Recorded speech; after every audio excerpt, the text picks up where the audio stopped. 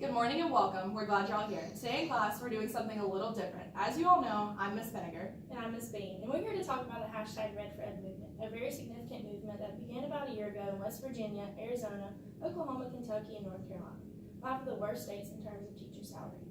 The 4 of you are here to prove the importance of the Red for Ed movement that was led in Raleigh in 2018. But first, let's begin with a little background information. Does anyone know what the purpose of Red for Ed was? Why should I care? Anyone? Well, that's okay. The basic purpose of the movement was to advocate for an increase in teacher pay, giving educators the opportunity to provide for their students as well as live comfortably in a job they are passionate about. The activity we're going to do shows the importance of this movement and why we need to further advocate for all of the ideals in the future. The first thing we're going to do is offer a pre-quiz about some of the concepts we're going to cover today. The same quiz will be given to you again at the conclusion of the activity to see if your thoughts have changed. It's super short and it's not hard at all. We all grab a pencil, please.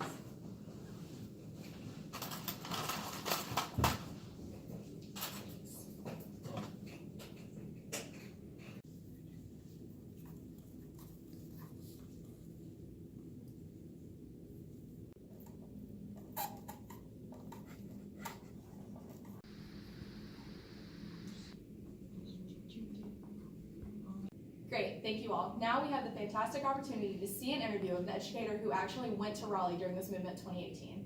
The interview you're about to see is Reginald Aubrey. He's a teacher at Central Cabarrus High School in Concord, North Carolina. He's going to talk about what he did in Red for Ed and why he felt the need to go. That's awesome. All right, hello Mr. Aubrey, how are you? All right, and yourself? I'm doing well. Do you mind if we take a second today to ask you a few questions about the Red for Ed movement that happened in May? Oh, that would be fine. Awesome. Well, first, can you tell us a little bit about yourself? Okay. My name is Reginald Aubrey. I've been teaching since 2007. Before that, I worked in the high-tech industry for many years. And moved down here. I worked in Massachusetts and then moved down to North Carolina in 2010. I taught mathematics, and now I teach robotics at the Central Cabarrus High School in Concord, North Carolina. All right, so can you tell us why you chose to attend the Red for Ed movement?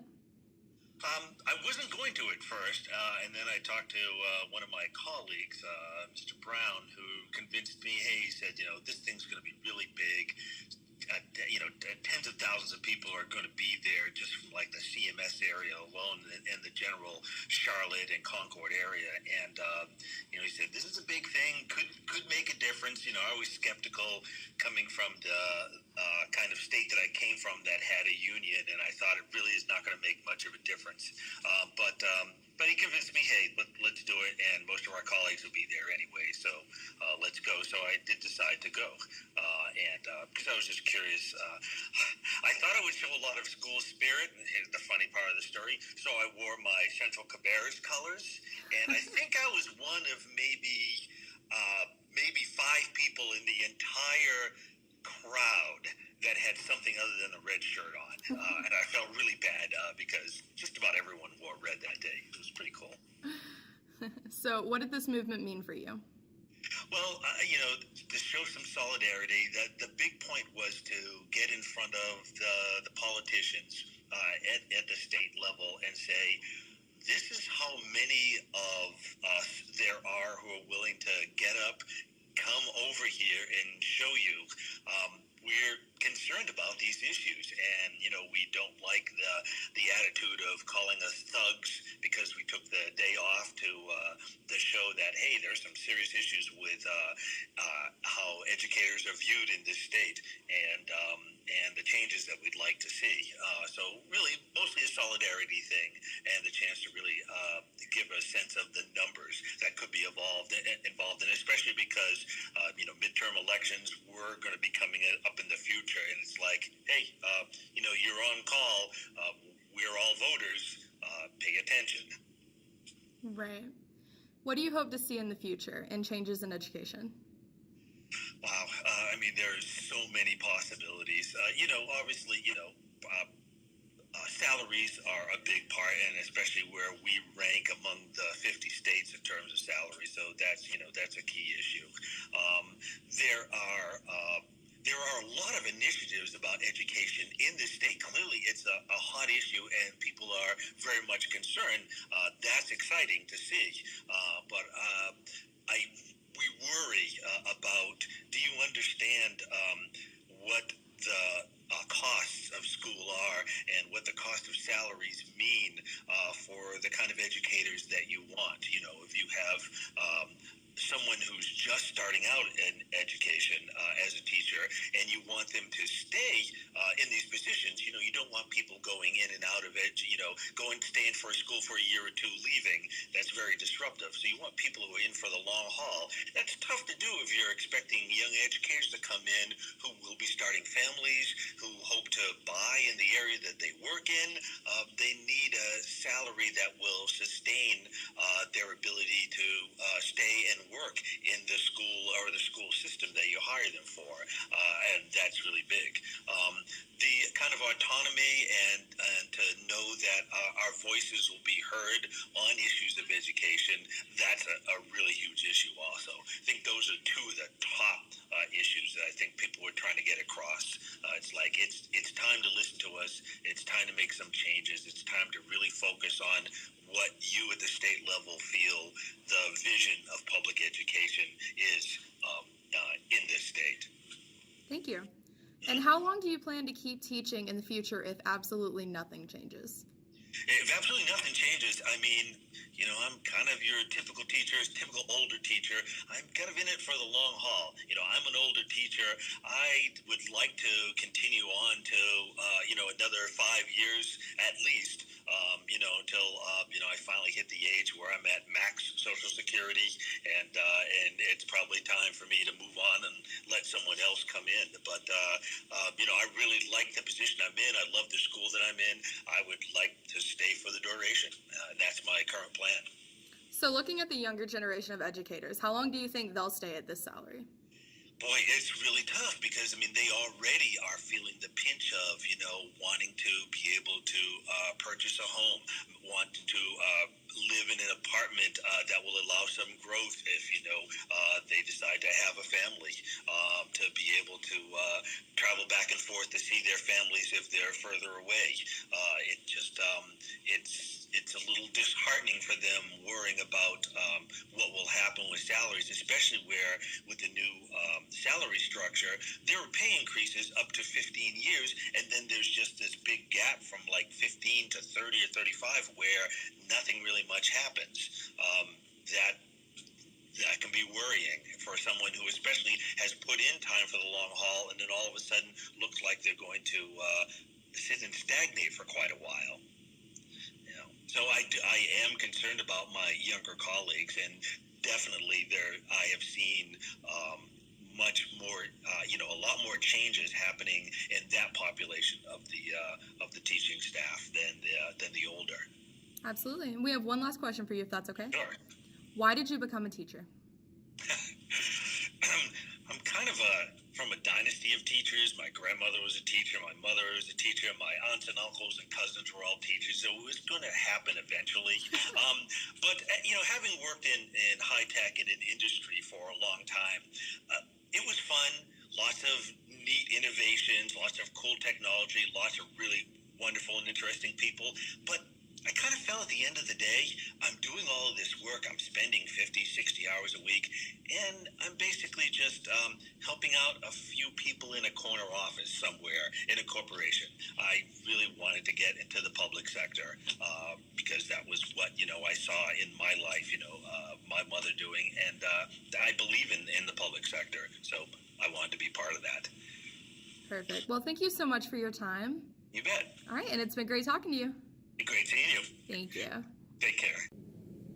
Alright guys, thank you. Now that we've thought a little bit about the projected occupation and field we're going into, let's do something a little more hands-on. We'd like to call it Monopoly of the Underpaid. Ms. Penninger is going to pass out some money for the game. You're going to be given a basic monthly salary for an educator in North Carolina. This is not grade or specialization specific, just the basic average salary of educators that are in the K-12 setting. We're going to hand out $3,126 to each of you. And what you choose to buy is completely up to you. You can use the money we just gave you to supply your classroom however you see fit based on the materials in front of you. Just understand this is your full budget. You cannot go over the amount of money that you have in front of you. The prices of each item that you can buy are placed in front of the item. Just understand these are not the actual prices that you would see in a store, they're just priced for activity purposes. And you guys are good to go whenever you're ready. All right.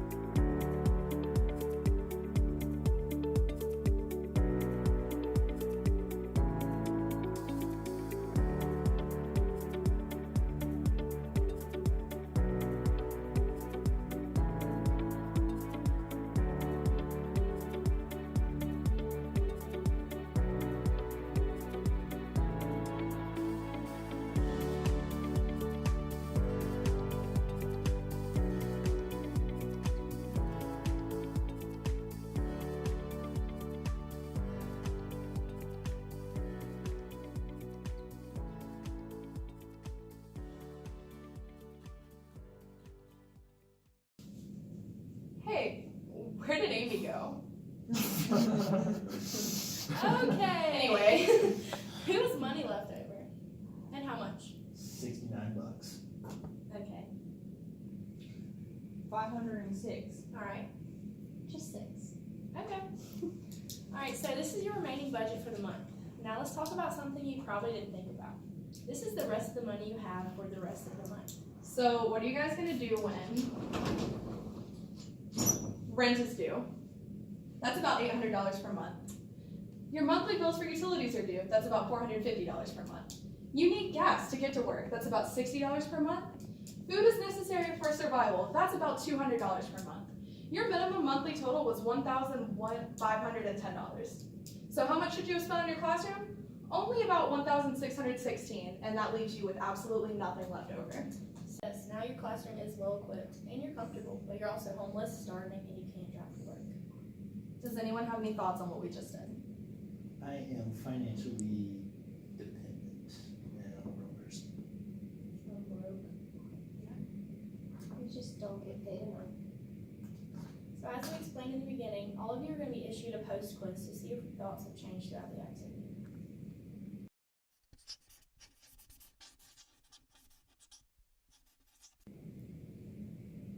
As an ending task, we would like to ask you all why you originally wanted to become an educator. What are your thoughts?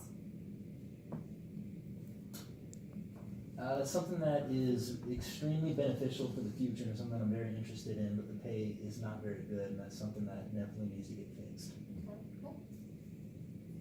I really care about kids. Just seeing actually being able to see the impact you're having on the community instead of just saying you want to have an impact but not being able to see that turn around. So. Has anything changed your mind when we're doing this activity? Yes, whenever you showed the bills.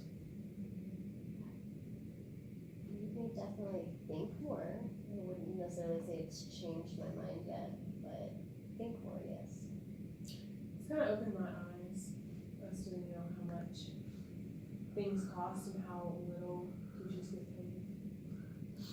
So can anyone explain to me the importance behind Red for Ed and tell me why we need to advocate for our future? Yes, ma'am. So the importance is just to kind of bring awareness to the effect of the low pay, and then the advocating for it is important in hopes to raise the pay so that teachers can have a comfortable life and not be struggling day by day. Nice. Thank you all for your attendance. We'll see you back here on Monday.